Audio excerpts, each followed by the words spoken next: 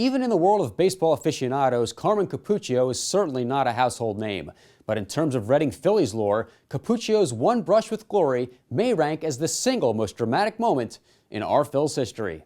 The Carmine Capuccio home run was the most memorable home run during my tenure with the Reading Phillies. Memorable because it came with the bases loaded in the playoffs against the Eastern League's four-time defending champions. Harrisburg was coming off 4 straight titles. People started calling them the evil empire. I think we were referred to as Harrisburg's chew toy, by one of their writers. Now, Harrisburg had just won 4 straight Eastern League titles. No other team in the Eastern League had done that.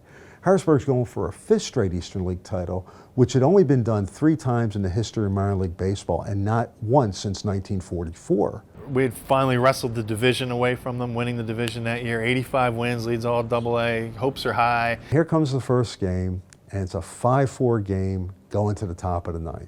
Harrisburg's leading. And Reading brings in Doug Nickel. 17 innings against Harrisburg in the regular season, 0 earned runs. Scott Hodges, who just came up to join Harrisburg from Class A West Palm Beach, he still had warranty tags on him. Hits a grand slam off Doug Nickel. Now all of a sudden, it's 9-4. Yeah, I remember the mood in the press box was not pleasant. And you're thinking, okay, we'll try and regroup for tomorrow and even this series before going to Harrisburg. It's perfect karma. They just got Doug Nickel. They're on a roll. They keep winning Eastern League titles. They're going to take a 5-run lead in the bottom of the 9th inning. What could go wrong? Cold night. It wasn't really the greatest weather at that point in time. A lot of people had left the stadium. There was very few people left in the stadium. But the few who stuck around saw an incredible rally, which started with a 1-out walk to Eric Valent.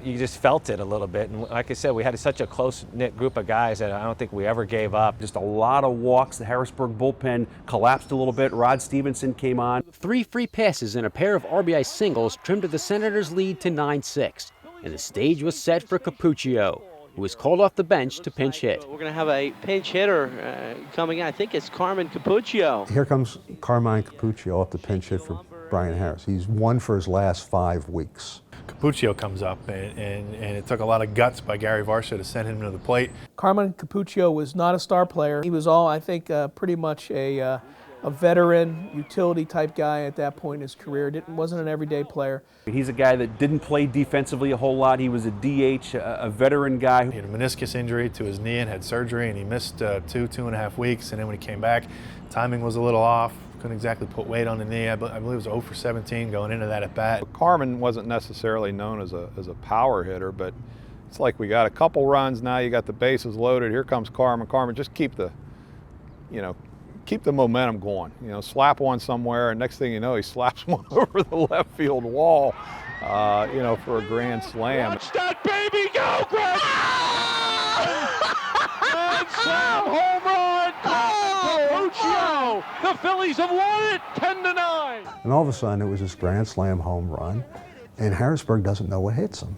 As it left the bat, you're thinking, that's gone. They've won this game, and the excitement in the ballpark was unreal. I can still remember Johnny Estrada throwing his helmet sky high as he came, flying around the bases. We're just celebrating with Carmine hits the grand slam crossing home, and I still can see like Gary kind of just walking over, like just takes a bat and just flicks it into the air, and maybe mouths some expletives, and I can still see him kind of flipping in the air, saying, "This is unreal." I remember players jumping all over each other and doing all kinds of celebrating after in the locker room. Just incredible. At that point, you knew they weren't going to lose the series. There's just no way. It was unbelievable to come in and win Game 1 and then be able to eventually advance to the championship series. Carmine Capuccio on that one swing brought down the evil empire because they've never been the same again. Harrisburg had won 4 in a row. They had won a championship series on a grand slam home run by Milton Bradley. And to be able to kind of return the favor to them a little bit in this ballpark, again, after all the years where Harrisburg just dominated Reading and put some really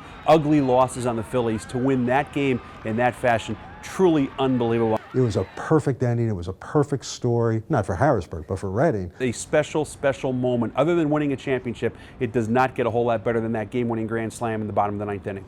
Carmine Capuccio's walk-off grand slam in the playoffs. Truly one of Reading's golden moments.